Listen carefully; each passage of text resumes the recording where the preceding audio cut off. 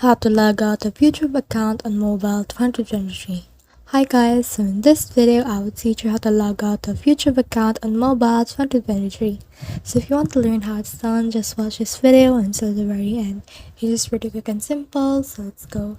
So to do that, let's head over to YouTube and then click on the profile icon right here. And as you can see, there's no option to log out. Even if you click on settings right here, there's still no option to log out.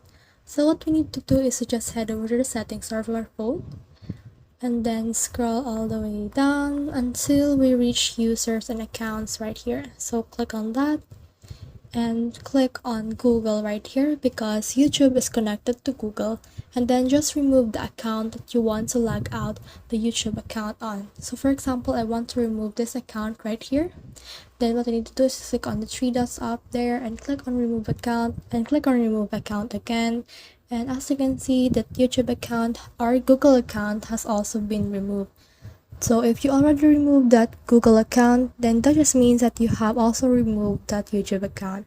So that's the whole process. I hope this video helped you to log out of YouTube account on mobile 2023. If you have questions or comments, kindly put in the comment section below. And if not, don't forget to subscribe and like. Thanks.